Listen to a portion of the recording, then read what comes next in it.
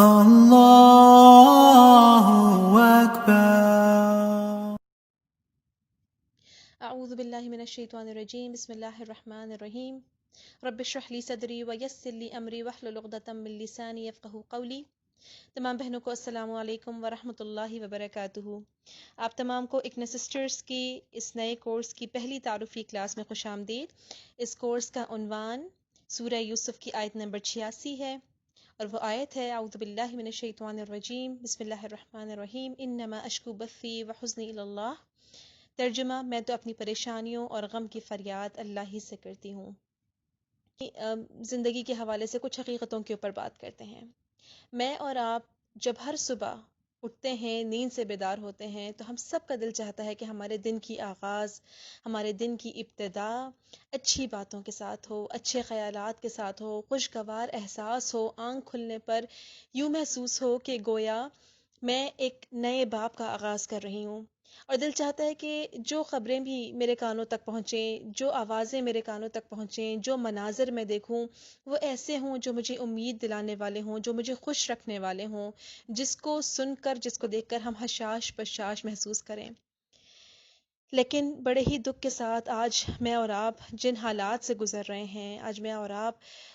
اپنے ارد گرد کرونا وائرس سے لے کر، بے روزگاری سے لے کر، ظلم و ناانصافی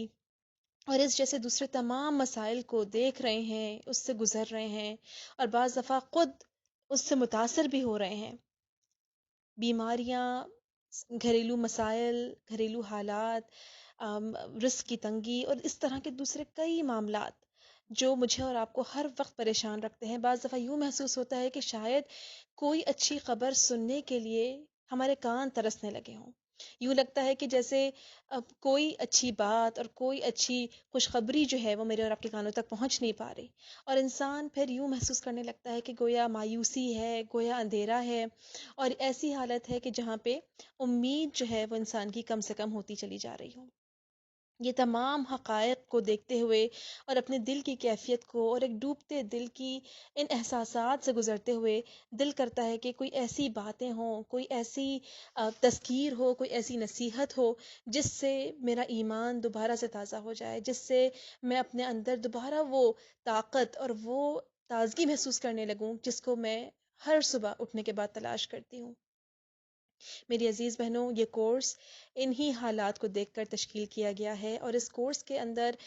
میں اور آپ صرف مسائل کی بات نہیں کریں گے، میں اور آپ صرف اپنی پریشانیوں کو پہچاننے کی بات نہیں کریں گے۔ یہ تعارفی کلاس میں مختصر سا میں ان کے حوالے ضرور دوں گی، لیکن میری بہنوں اس کے بعد انشاءاللہ تعالی ہم ایک ایک کر کے ان تمام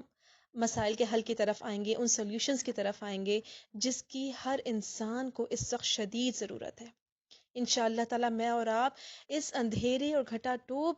اندھیرے کے اندر جو ہے وہ اس روشنی کو ڈھونڈنے کی کوشش کریں گے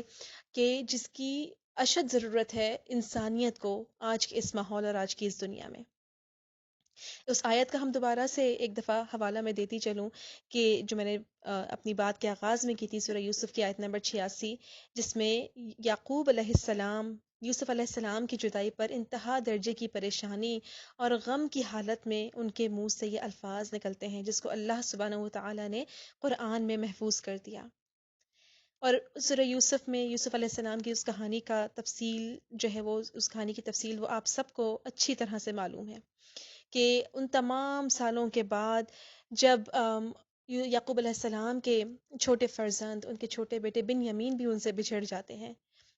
اس اطلاع کو سننے کے بعد اور اتنے سالوں کے بعد دوبارہ سے یوسف علیہ السلام کی جدائی کا وہ دکھ ان کے دل میں تازہ ہو جاتا ہے، اور وہ اس بات سے اظہار ہوتا ہے کہ ان کا وہ غم ان کے دل سے گیا نہیں تھا۔ غم اور فکر کا ہونا حقیقی ہے، پریشانی کا آنا فطری ہے۔ اللہ کے پیغمبر کی کیفیت بھی یہی تھی، یہ غلط نہیں ہے، لیکن یہ حقیقت تھی کہ ان کے ساتھ والے ان کے احساسات کو سمجھ نہیں پا رہے تھے، اور اس پر انہوں نے اللہ سے یہ دعا کی اور اللہ کے سامنے یہ بات کہی کہ انما اشکو بثی وحزنی الی اللہ، کہ میں اپنی پریشانیوں اور اپنے غم کی فریاد اللہ ہی سے کرتا ہوں۔ ایسا نہیں تھا کہ ان کے پاس صبر کی کمی تھی، اللہ تعالیٰ نے تو ان کے صبر کو صبر جمیل کہا، بہترین صبر اور خوبصورت صبر۔ لیکن میری بہنوں، غم کا محسوس کرنا، جذبات کا ہونا عین فطری ہے، عین انسانی ہے۔ صبر تھا یعقوب علیہ السلام کے پاس، ان کے دل میں، لیکن اس کے ساتھ ساتھ اولاد کا دکھ بھی تھا۔ ان کی آنکھوں میں آنسو بھی آئے، اور ایسے آنسو آئے کہ جس سے ان کی آنکھوں کی بینائی جاتی رہی۔ اس بات سے مجھے اور آپ کو یہ سمجھ میں آتا ہے کہ اپنی زندگی کی اس حقیقت کو مان لینے میں ہماری بہتری ہے۔ ان احساسات سے فرار یا اپنی پریشانیوں اور اپنی گھبراہٹوں کو حقیقت کے طور پر نہ ماننا، یا اس سے صرف نظر کر جانا یا فرار کے راستہ اختیار کرنا، وہ زیادہ بڑے مسائل کو جنم دیتا ہے۔ خوف خود بہت بڑی طاقت ہے انسان کو اپنے بچاؤ کی تدابیر اختیار کروانے کے لیے۔ اگر خوف نہ ہو تو انسان احتیاط نہ کرے، اور اگر غم نہ ہو، اگر فکریں نہ ہوں، تو انسان اپنے آپ کو کھینچ کر حالات کے نشیب و فراز سے نکالنے کی جدوجہد ہی نہ کرے۔ میری بہنوں، اللہ تعالیٰ نے اس حقیقت کو قرآن میں بھی بڑی وضاحت سے بتا دیا۔ سورہ بلد آیت نمبر 4، اعوذ باللہ من الشیطان الرجیم، لَقَدْ خَلَقْنَا الْإِنسَانَ فِي کَبَدٍ، کہ بے شک ہم نے انسان کو مشقت کے ساتھ پیدا کیا۔ اسی طرح سورۃ البقرہ آیت نمبر 155، اعوذ باللہ من الشیطان الرجیم، وَلَنَبْلُوَنَّكُمْ بِشَيْءٍ مِّنَ الْخَوْفِ وَالْجُوعِ وَنَقْصٍ مِّنَ الْأَمْوَالِ وَالْأَنفُسِ وَالثَّمَرَاتِ وَبَشِّرِ الصَّابِرِينَ۔ ترجمہ، ہم کسی نہ کسی طرح تمہاری آزمائش ضرور کریں گے، دشمن کے ڈر سے، بھوک پیاس سے، مال و جان اور پھلوں کی کمی سے، اور ان صبر کرنے والوں کو خوشخبری دے دیجیے۔ اسی طرح سے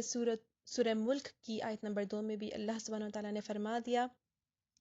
اعوذ باللہ من الشیطان الرجیم، الذی خلق الموت والحیاة لیبلوکم ایکم احسن عملا وہو العزیز الغفور، کہ بے شک ہم نے موت اور زندگی کو ایجاد کیا تاکہ تمہیں آزما کر دیکھیں کہ تم میں سے کون بہترین عمل کرنے والا ہے۔ میری عزیز بہنوں، اللہ تعالیٰ نے قرآن میں جگہ جگہ اور بار بار انسان کی اس فطرت اور انسان کی اس طبعی جذباتی کیفیت کو بہت وضاحت سے جگہ جگہ اللہ تعالیٰ نے بیان کیا، حتیٰ کہ اللہ کے برگزیدہ اور چنے ہوئے بندوں پیغمبران اسلام بھی اس کیفیت سے گزرے، اور اللہ تعالیٰ نے انہیں اس سے نکلنے کا طریقہ بھی بتا دیا۔ اپنی آج کی اس بات کو ختم کرنے سے پہلے ایک دفعہ پھر ہم سورہ توبہ کی آیت نمبر 40 کی اس خوبصورتی کو محسوس کریں جس کو اللہ سبحانہ وتعالیٰ نے ان الفاظ میں فرمایا، اعوذ باللہ من الشیطان الرجیم، لا تحزن ان اللہ معنا۔ آپ سب کو یاد ہے کہ یہ وہ وقت تھا کہ جب حضرت رسول اللہ صلی اللہ علیہ وآلہ وسلم حضرت ابو بکر صدیق رضی اللہ عنہ کے ساتھ غار ثور میں ہیں، اور اس وقت جو ہے انسان کو یہ احساسات اور اس پریشانی کا آ گھیرنا بالکل ایک فطری بات تھی کہ کہیں دشمن ہمیں دیکھ نہ لے، اور اس وقت اللہ کے نبی صلی اللہ علیہ وآلہ وسلم نے ان کو جس طرح اس بات کا یقین دلایا کہ غم نہ کر، بے شک اللہ ہمارے ساتھ ہے۔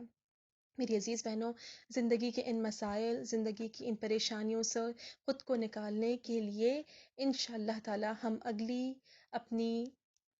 اس کورس کی کلاسز کے ذریعے سے انشاءاللہ تعالی سیکھیں گے اور دوبارہ سے یاد دہانی اپنے لیے کریں گے کہ کس طرح سے اللہ سبحانہ وتعالیٰ نے قرآن کے ذریعے سے اور رسول اللہ صلی اللہ علیہ وآلہ وسلم نے احادیث اور اپنی سیرت مبارکہ اور مختلف خوبصورت دعائیں سکھا کر مجھے اور آپ کو اپنی زندگی کو اس طرح گزارنے کا سلیقہ سکھا دیا کہ چاہے حالات کتنے نامزائد ہوں، چاہے کتنی پریشانیاں ہوں، چاہے کتنے ہی مسائل کا انبار ہو، لیکن میں اس میں سے ایسے نکل آؤں کہ میرا ایمان بھی سلامت رہے،